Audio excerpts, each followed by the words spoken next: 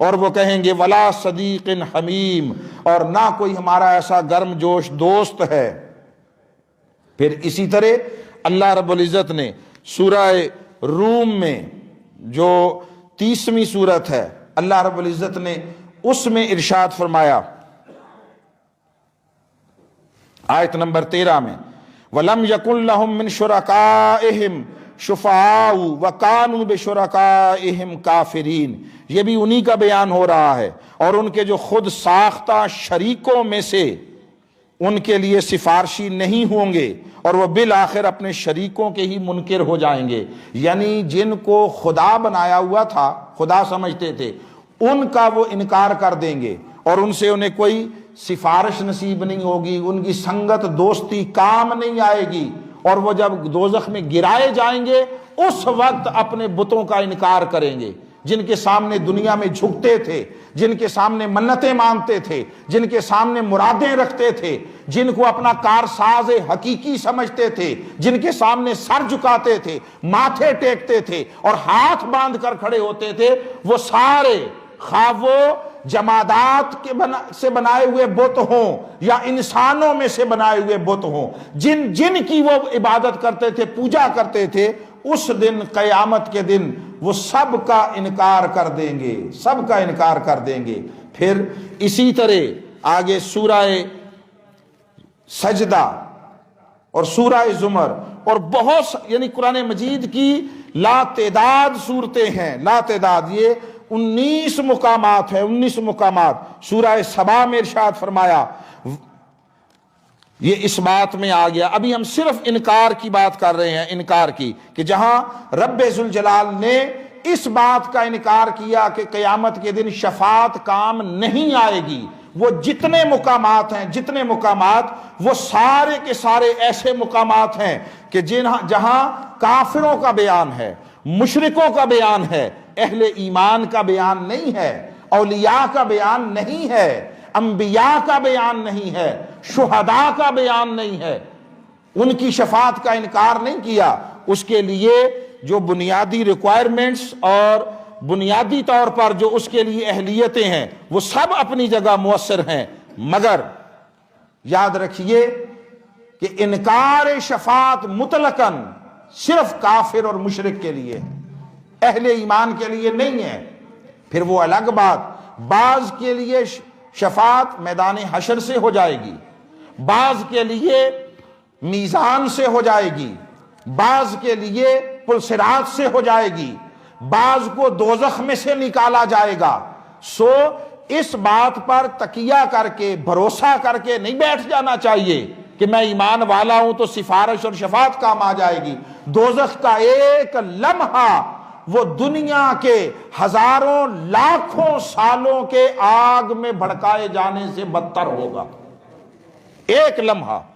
اور جس کے جسم کا ایک حصہ، عضو بھی، ٹخنوں تک بھی، حتیٰ کہ پاؤں کے تلووں پر بھی دوزخ کی آگ لگے گی، اس کو اپنا دماغ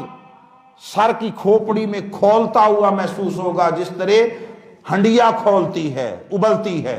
اس لیے سفارش یا شفاعت کا تصور اس لیے نہیں ہے کہ حسن عمل کو چھوڑ دیا جائے، اطاعت کو چھوڑ دیا جائے، فرما برداری کو چھوڑ دیا جائے، اس لیے ہے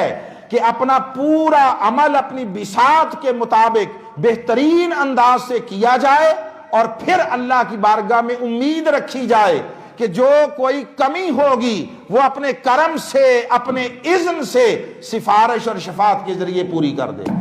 دیکھیے وہ چاہے خود بھی کر سکتا ہے، وہ بغیر کسی کو حق شفاعت دیے خود معاف کر دیتا، یہ اس نے بہت سارے راستے ہمیں سمجھانے کے لیے بنائے ہیں۔ بخشنا اسی نے ہے، سفارش کے بعد بھی اور شفاعت کے بعد بھی بخشنا اسی نے ہے، مگر اس نے یہ راستے، یہ بہانے بنائے ہیں گویا اس کی رحمت نے۔ تو سورہ سجدہ میں ارشاد فرمایا، اب اوپر جو آیت ہے، ام یقولون افتراہ، کیا کفار و مشرکین یہ کہتے ہیں کہ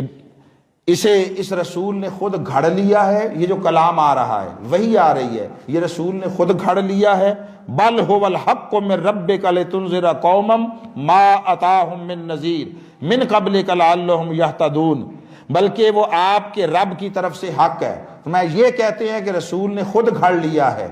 ہم یہ کہتے ہیں حبیب آپ کے رب کی طرف سے یہ عین حق اتارا گیا ہے۔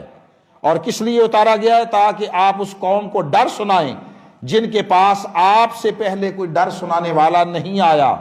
تاکہ وہ ہدایت پا جائیں۔ یہ نزول وحی اور بعثت رسالت کا مقصد بیان ہو رہا ہے۔ آگے فرمایا اللہ الذی خلق السماوات والارض وما بینہما فی ستۃ ایام ثم استوی علی العرش، اللہ ہی ہے جس نے آسمانوں اور زمین کو اور جو کچھ ان کے درمیان ہے اسے 6 دنوں یعنی 6 مدتوں میں 6 ادوار میں پیدا فرمایا، پھر نظام کائنات کی عرش اقتدار پر اپنی شان کے مطابق جلوہ گر ہوا۔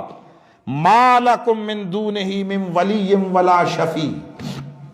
اور فرمایا تمہارے لیے اسے چھوڑ کر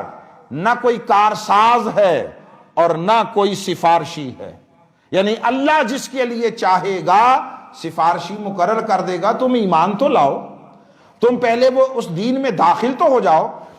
میرے نبی پر جو وحی اتاری گئی ہے اس وحی کو ایکسیپٹ تو کرو، اور رسول جو کچھ تم سے فرما رہا ہے اسے قبول تو کرو۔ افلا تتذکرون، کیا تم نصیحت قبول نہیں کرتے ہو؟ یہ سارے مقامات جن میں سے ہم نے چند ایک لیے 5-7 کے لیے، یہ سارے مقامات وہ ہیں جہاں انکار شفاعت کفار کے لیے ہے، دعوت نبوت کو رد کرنے والوں کے لیے ہے،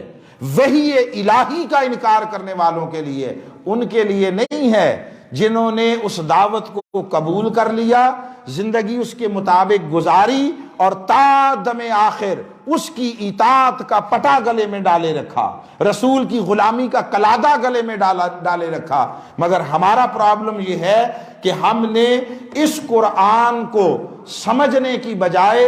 اس کو خود سے اتنا دور کر دیا ہے، اتنا دور کر دیا ہے۔ میں رات کی ترجمۃ القرآن کی کلاس میں بھی عرض کر رہا تھا کہ اس کو تقدس کے نام پر، عزت کے نام پر، احترام کے نام پر خود سے کاٹ دیا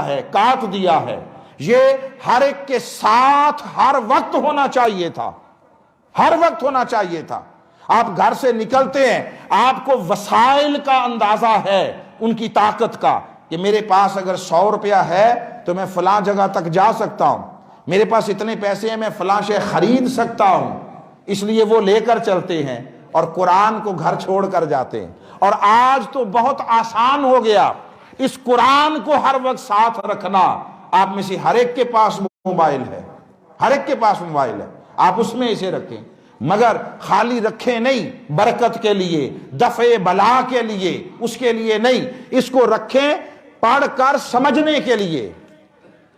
تب اس سے ہدایت کے چشموں کے سے سیرابی نصیب ہوتی ہے۔ ہم نے تو وہ سارے تعلق اپنے کاٹ لیے ہیں۔ اب یہ گفتگو و تقریروں کی حد تک تو یقیناً ترغیب دلائی جاتی ہے، مگر بحمد اللہ تعالیٰ اسی لیے ہم نے یہاں پر ایک سلسلہ شروع کیا جو اب اپنے اختتام کے قریب ہے، اس کی کوئی آپ کو دوبارہ دعوت اس طرح نہیں دے رہا، آپ کو اطلاع دے رہا ہوں کہ بحمد اللہ تعالیٰ وہ آج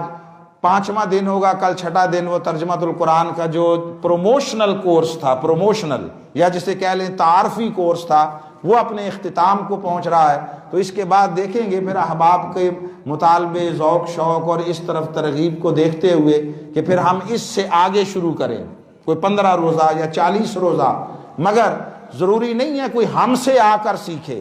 یہ نہیں، ہم سکھانے والے نہیں ہیں، ہم آپ کے ساتھ مل کر قرآن سیکھنے اور جاننے کی کوشش کرنے والے ہیں۔ وہاں کوئی ٹیچر نہیں ہے، ہم سب پارٹیسپینٹس ہیں، مگر جو گزارش کرنا چاہتا ہوں کہ قرآن مجید کو اور اس کے مطالعے کو اپنی زندگی کا معمول بنا لیں اور قرآن کے ساتھ دوستی کر لیں، سنگت اختیار کر لیں۔ 2 جملے آپ سے بطور خاص عرض کرنا چاہتا ہوں، یاد رکھیے، ایک ہوتا ہے قرآن کا پڑھ لینا، خواہ ترجمے کے ساتھ بھی پڑھ لیا جائے، ایک ہوتا ہے پڑھنا، ایک ہوتا ہے قرآن کا سمجھنا۔ اور کسی نے بہت خوبصورت بات کہی، اور وہ یہ کہ دیکھیے اللہ غیرت مند ہے، بولیے اللہ کیا ہے؟ غیرت مند ہے۔ اب اس کی غیرت کا اظہار کیسے ہوتا ہے؟ اس کی غیرت کا اظہار اس کے کلام کے ذریعے ہوتا ہے۔ اب رسول آپ کے سامنے